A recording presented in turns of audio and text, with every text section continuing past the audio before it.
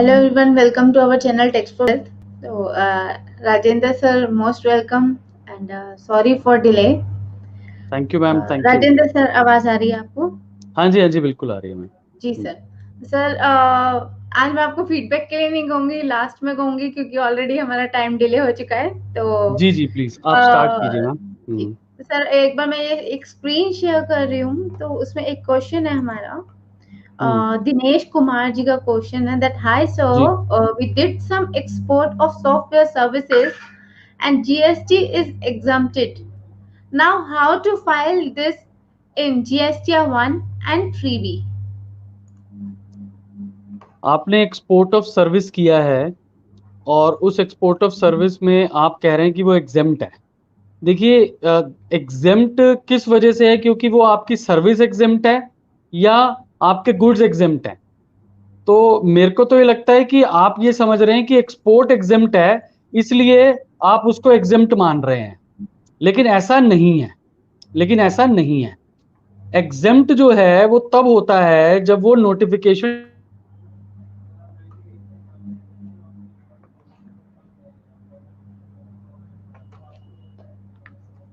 में वो एग्जेम्प्ट नहीं होगा।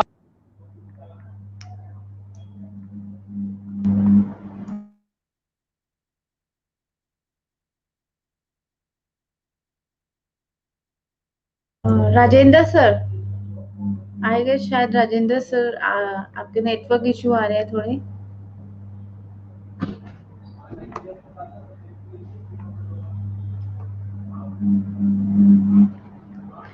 राजेंद्र सर, एक बार दोबारा से रीज्वाइन करिए प्लीज।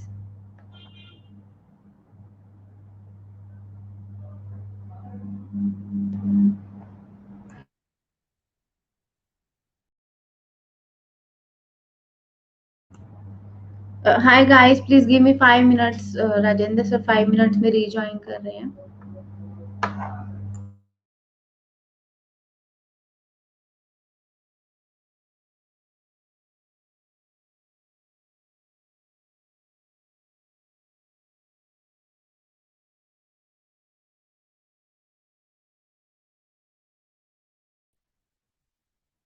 जी, अब आपको आवाज आ जी रही है? सर, जी सर, जी सर, प्लीज कंटिन्यू तो सर। तो सिचुएशन ये है एक्चुअली कि अगर आपने सप्लाई की है और एक्सपोर्ट सप्लाई है तो वो ऑलरेडी जीरो रेटेड है। अब क्वेश्चन ये आता है कि आपकी एग्जाम सप्लाई भी है, अगर भले ही आपकी एग्जाम सप्लाई है तो भी आप उसको जीरो रेटेड सप्लाई ट्रीट करेंगे और उसको अपने 3B में 31B में फाइल करेंगे। 31B में, क्योंकि वो जीरो रेटेड सप्लाई है, 31A में नहीं डालेंगे, 31B में डालेंगे। और साथ ही साथ जो आपका GSTR 1 होगा वहां पर भी आप उसको जीरो रेटेड की तरह ही ट्रीट करेंगे। तो अगर आपका इससे फर्दर कोई सवाल है तो आप हमसे बात कर सकते हैं। मेरी रिक्वेस्ट है सभी व्यूअर्स से कि कोशिश करें, अगर आप प्रैक्टिकल सिचुएशन का कोई सवाल लेते हैं तो आप फैक्ट्स को थोड़ा डिटेल में दें, ताकि हम और बेहतर आपको सटीक, बिल्कुल नियर टू योर रियलिटी हम आपको जवाब दे सकें। जी मैम, आगे बढ़ें। जी sir, moving to my next question.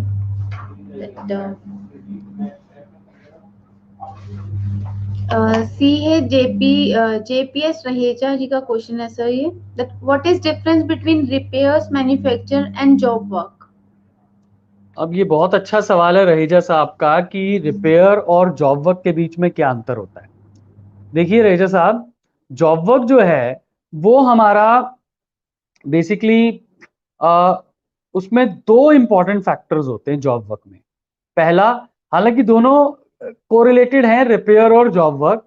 Job work में सबसे पहला इंपॉर्टेंट फैक्टर होता है that there is a treatment और process on the goods belonging to the another registered person.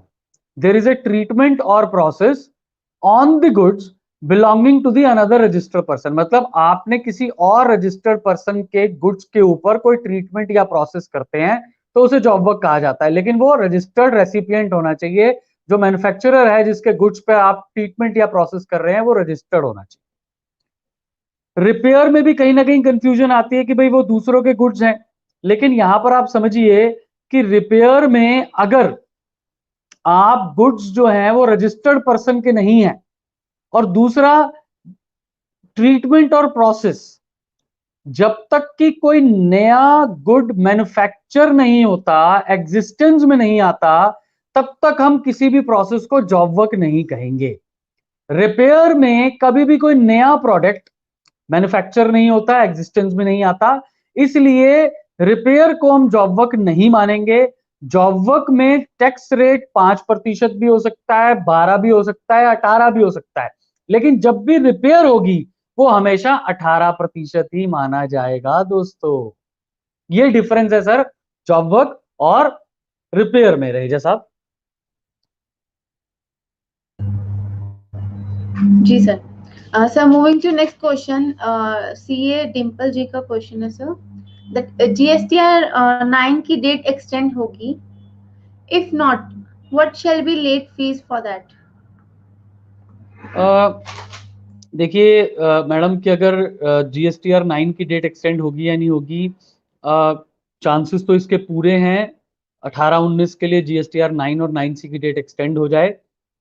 आज या कल में शायद कुछ नोटिफिकेशन आ जाए। कल हमें जीएसटीआर 4 और जीएसटीआर 10 की डेट एक्सटेंड कर दी डिपार्टमेंट ने। सिमिलरली 9 और 9C की भी डेट हम एक्सपेक्टेड है कि जल्दी ही एक्सटेंड हो जाएगी। अगर डेट एक्सटेंड नहीं होती तो सेक्शन 47 सब सेक्शन 2 के अनुसार आपने जो भी 9 फाइल करना है, 9 के साथ ही 9C फाइल करना होता है, तो आपको 200 रुपए प्रतिदिन की लेट फी लगती है और maximum subject to 0.5% of the turnover आपको लेट फी लगती है। साथ ही साथ आपको सेक्शन 125 में 50,000 रुपए की टोटल पेनल्टी भी, अप टू 50,000 की पेनल्टी भी आपको लग सकती है दोस्तों। तो ये लेट फी और पेनल्टी के प्रोविजन है अगर डेट फी रिटर्न एक्सटेंड नहीं होती डेट और आप अगर बाद में फाइल करते हैं तो। जी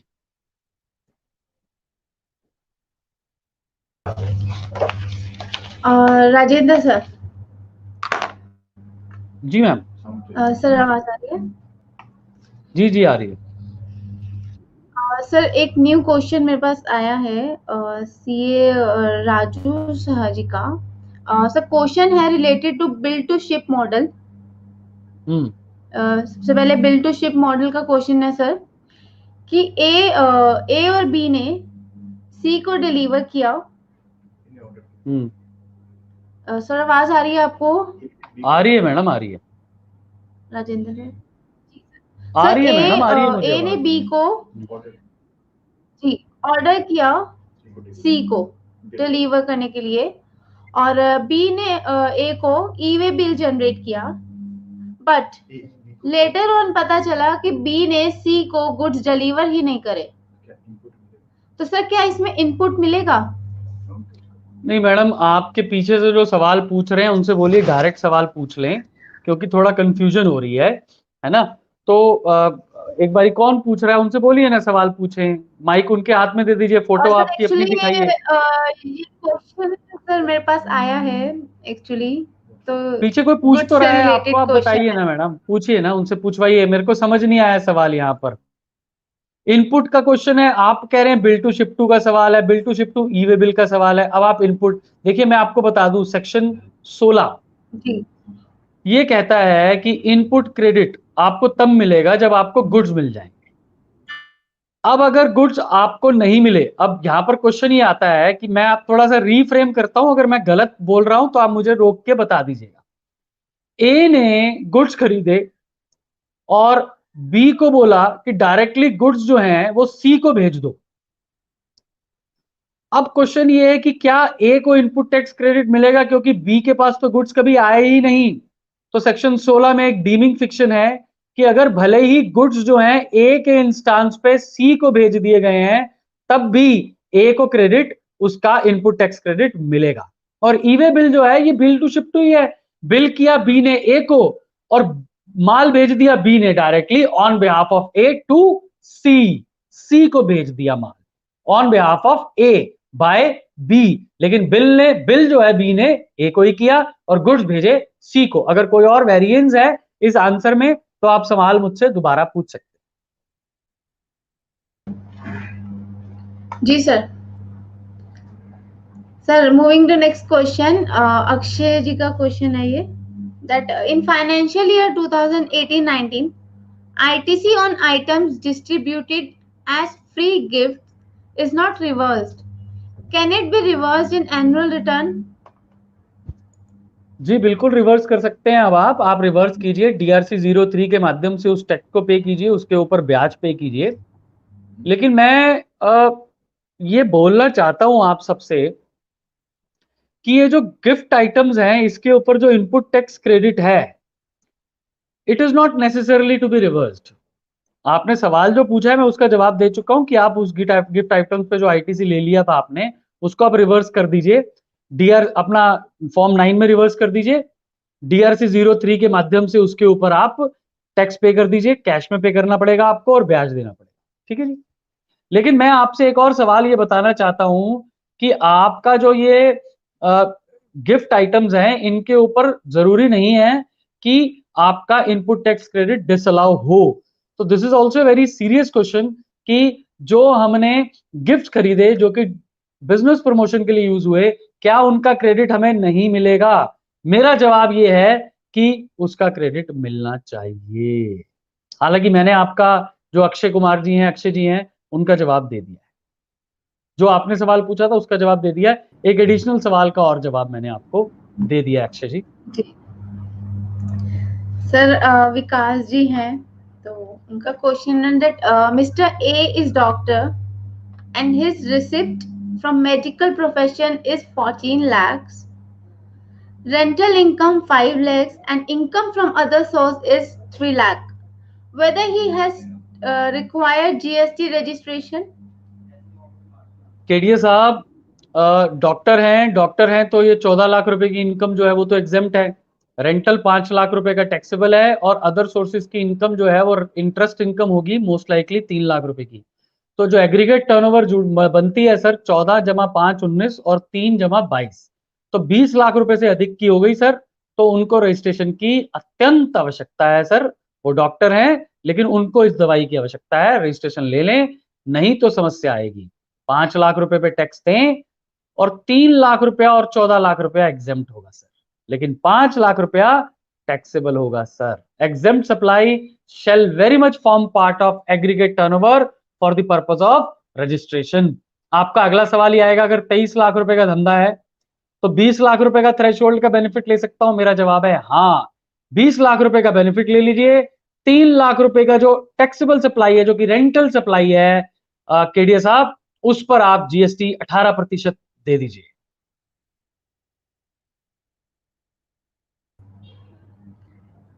आशीष जी मोस्ट वेलकम। ये आशीष जी हमारे बंबई से हैं, ये कैटरीना कैफ के घर, कैटरीना कैफ के घर के साथ ही रहते हैं ये जी। सर द क्वेश्चन इज कि we have exported the goods under payment of IGST and also got the refund from customers department, but after some time goods rejected by foreign party. Do we have to reverse refunded amount of IGST? बिल्कुल आशीष जी, बिल्कुल। आपने जो zero rated supply की थी वो zero rated supply ही आपकी खत्म हो गई, तो रिफंड किस बात का सर आपको? आपने जो जीरो रेटेड सप्लाई की थी that is not in existence any more now.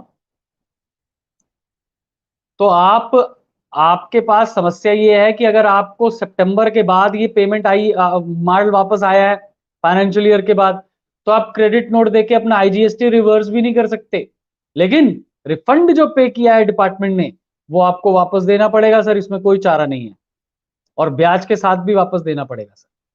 हालांकि ब्याज जो है मांगते हैं, लेकिन हाँ, हम ब्याज आपका बंद करवा सकते हैं, खत्म करवा सकते हैं, कुछ केस लॉज हैं, लेकिन ब्याज चार्ज होगा सर, ब्याज चार्ज होगा, लेकिन टैक्स तो वापस रिफंड देना ही पड़ेगा।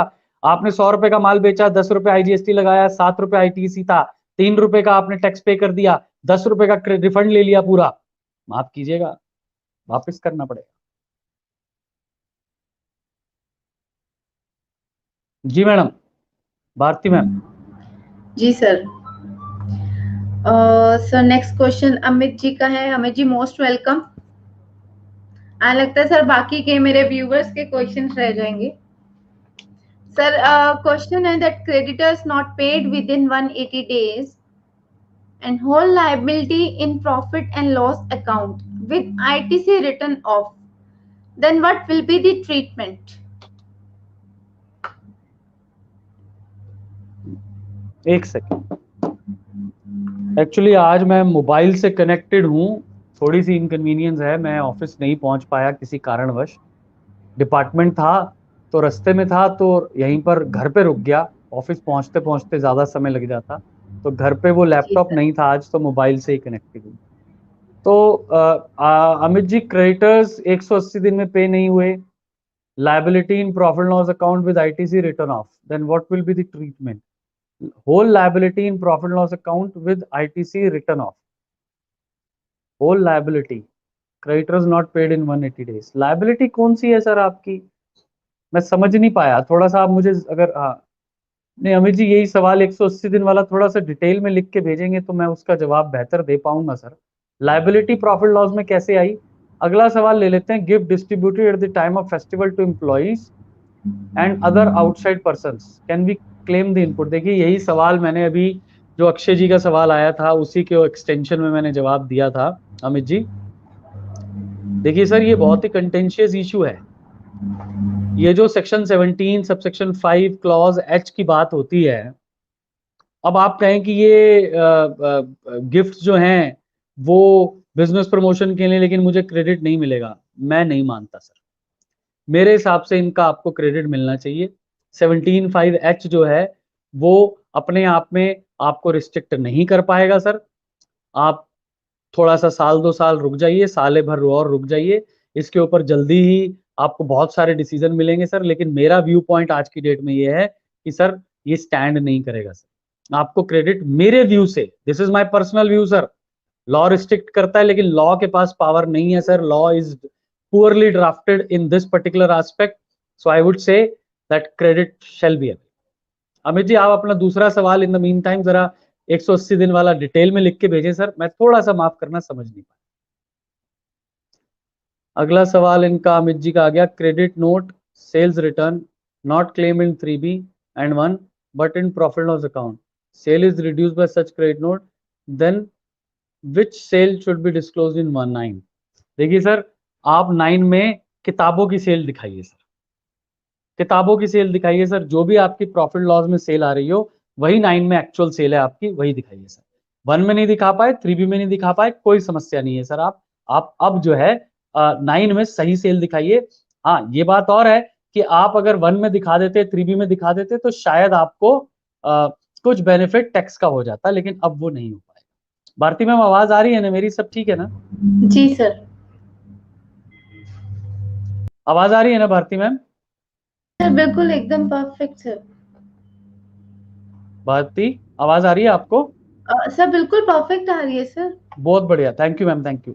तो ये मेरा अमित जी को ये भी सवाल था, जवाब था ये वाला। अब अमित जी, अगला कोई आपका सवाल जो पेंडिंग रह गया 180 दिन वाला वो भेज दीजिए। इसके अलावा कोई और सवाल है मैम, आगे लीजिए आप। सर नेक्स्ट क्वेश्चन जो है वो है संजीव अरोड़ा जी का। वेलकम संजीव जी, अंबाला से हमारे परम वेलकम मित्र।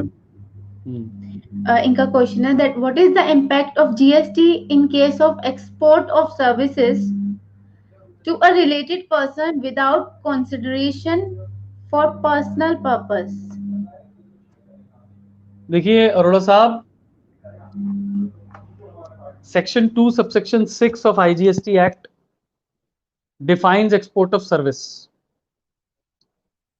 अब वहां 5 कंडीशंस हैं, उसमें एक कंडीशन है कि it should not be merely the establishment of another unit, and that is defined under explanation 1 to section 8 of IGST। explanation 1 to section 8 of IGST। Sir मुझे ये समझ में आ रहा है कि ये पर्सनल पर्पसेस हैं एक्सपोर्ट ऑफ सर्विस, तो पर्सनल पर्पसेस से एक्सपोर्ट ऑफ सर्विस आपको इसका कोई बेनिफिट सर नहीं मिल पाएगा, क्योंकि एक्सपोर्ट ऑफ सर्विस मानी नहीं जाएगी सर, क्योंकि कंसिडरेशन नहीं भी है, आप इसको एक्सपोर्ट ट्रीट नहीं कर पाएंगे सर। और जहां तक बात आती है आपकी, ये टैक्सेबल हो जानी चाहिए सर। अब पर्सनल पर्पस है, ये पर्सनल पर्पस समझ नहीं आया सर, बिजनेस में क्या पर्सनल पर्पस से आपको, आपने रिलेटेड पार्टी, आपकी कोई रिलेटेड पार्टी वो तो नहीं है कि आपने प्रोप्राइटरशिप है, फादर को जो है सर्विसेज दे दी पर्सनल पर्पसेस से। अगर वैसा है तो ये टैक्सेबल नहीं होगी सर।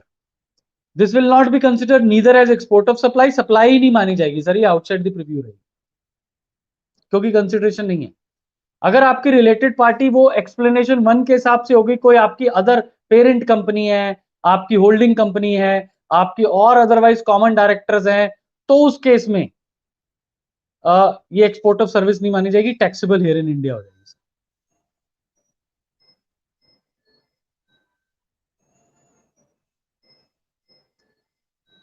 सर आशीष जी का क्वेश्चन आया है that if said rejected export goods re-export again under LUT, still IGST have to reverse. Please inform. Then not, Ashish ji, then not.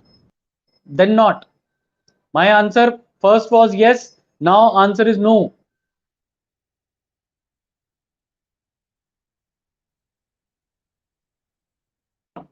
Bharti ma'am आगे लीजिए। सर आकांश शर्मा जी की कमेंट है। Akansh ji most welcome. Sir उनका question है that we set up a venture for say tuition class online with our teachers on professional basis at our own website as well as no ER relation. So normal registration. employer-employee relation. So normal registration we are doing, but we have to register as eco as well. अगर आपने ये online venture शुरू किया है और उसमें आप vendors higher कर रहे हैं टीचर्स के रूप में, तो सर वो सप्लाई, देखिए बहुत इंपॉर्टेंट है, बहुत सारी बातें हैं सर। देखिए आकांश जी, आप इको बनते हैं, इलेक्ट्रॉनिक कॉमर्स ऑपरेटर बनते हैं। इलेक्ट्रॉनिक कॉमर्स ऑपरेटर को रजिस्ट्रेशन तब लेना है जब उसका धंधा 20 लाख रुपए से अधिक हो। लेकिन इलेक्ट्रॉनिक कॉमर्स ऑपरेटर को रजिस्ट्रेशन तब कंपलसरी लेना है जब वो दूसरे सप्लायर्स के थ्रू गुड्स और सर्विसेज सप्लाई कर रहा हो इलेक्ट्रॉनिक या डिजिटल नेटवर्क पर। ध्यान से सुनिएगा। अब अगर आप ट्यूशंस पढ़वा रहे हैं अपने प्रोफेशनल्स से और उनको रजिस्टर करवा रहे हैं, लेकिन सप्लाई जो है वो आप नहीं करते, एम्प्लॉयर एम्प्लॉय रिलेशनशिप नहीं है, सप्लाई वो डायरेक्टली करते हैं। जो इलेक्ट्रॉनिक कॉमर्स ऑपरेटर बनेंगे आप, वो तब बनेंगे जब supply is made by those teachers, invoices are made by those teachers only, but the money is collected by you, then as per section 52 of the act, you will require to take registration as eco to collect taxes under section 52. But you as a supplier itself would require a regular registration as well as a TCS registration. But if you have employees as your teachers, then or as consultants also, as professional consultant also, which do not raise invoice of their own, then you will not be considered to be eco for purpose of section 52 for the purpose of TCS, tax collected at source. कोई और अगर आपका doubt है आप detail में लिखिए, अभी हम 5 मिनट और हैं आपके साथ। जी सर अमित जी का एक और क्वेश्चन है। There are some other income in profit and loss account which is creditors written off, then what will be the treatment? अच्छा, आप वो पूछ रहे हैं, आपके क्रेडिटर्स आपने राइट ऑफ कर दिए, क्रेडिटर्स राइट ऑफ कर दिए तो वो क्रेडिट साइड में प्रॉफिट लॉस के नजर आ रहे होंगे, तो क्या वो इनकम है सब्जेक्ट टू जीएसटी? देखिए सर, कंसिडरेशन नहीं है, इन द कोर्स और फर्दरेंस ऑफ बिजनेस है, लेकिन कंसिडरेशन नहीं है क्रेडिटर्स के पास से। आप तो it shall not be considered to be supply and there is no treatment for GST, sir. Sir next question Vikas ji का है। Vikas sir most welcome. Vikas Kedia ji का। Debtors has not shown sale in GSTR 1. So in GSTR 2A input not shown, but I have paid full bill payment and I have also hard copy of bill and e-way bill. देखिए केडिया साहब, आपने माल खरीदा, goods आए, e-way bill है, lorry receipt है, movement of goods proof कर सकते हैं, पेमेंट हो चुकी है। कहने का तात्पर्य है केडिया साहब, आप हैं बोनाफाइड बायर। आपने गुड फेथ में माल खरीदा, पैसे दे दिए, टैक्स दे दिया, सब कुछ हुआ, जेन्युइन बायर है। अब आपका सप्लायर जो है वो टैक्स पे नहीं किया, उसने अपना GSTR 1 फाइल नहीं किया, 3B फाइल नहीं किया, आपके 2A में नहीं आ रहा। अब डिपार्टमेंट कहता है भैया आपके 2A में नहीं आ रहा, आप टैक्स पे कीजिए। सर देखिए, आपको थोड़ा सा लिटिगेशन करना पड़ेगा इसके ऊपर। अगर 2A में नहीं भी आ रहा तो भी अगर आपने ये सारी कंडीशन पूरी की है सेक्शन 16(2) की, और गुड्स एक्चुअली रिसीव हुए हैं, तो आपके ऊपर टैक्स लगाना थोड़ा सा मुश्किल काम होगा। आपका स्टेक बड़ा नहीं होगा तो आप रिट में नहीं जाएंगे, लेकिन जल्दी ही आप देखेंगे इसके ऊपर ट्राइब्यूनल में बहुत सारे केसेस आएंगे, रिट पिटीशंस होंगी, एपेक्स कोर्ट तक केस जाएगा। और to my humble understanding, if you are a genuine buyer, bona fide buyer, paid tax, goods received, no farjiwada, credit cannot be denied in your hands, sir. But today it is a problem, you have to fight it.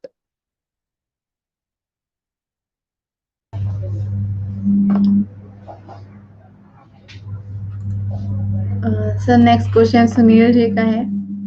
ये Sunil sir Kukreja जी हमारे सीधा सीधा इंदौर से आए हैं, कुकरेजा जी हमारे।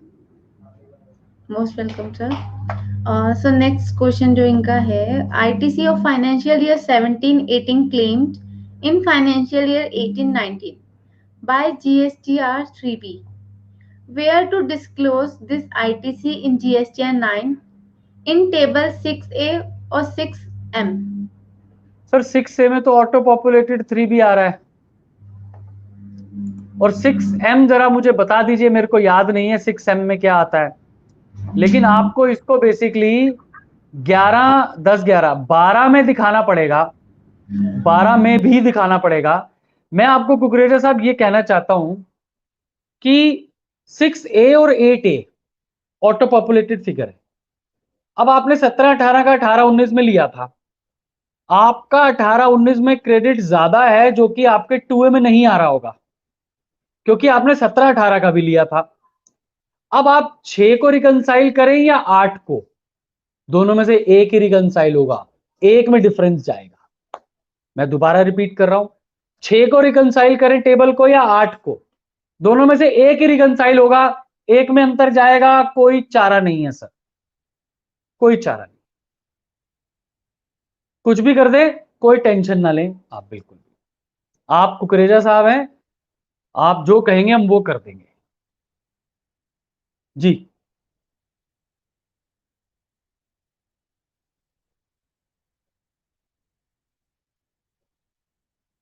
Credit note pertains to 17-18 showed in 18-19 GSTR 1 and 3B.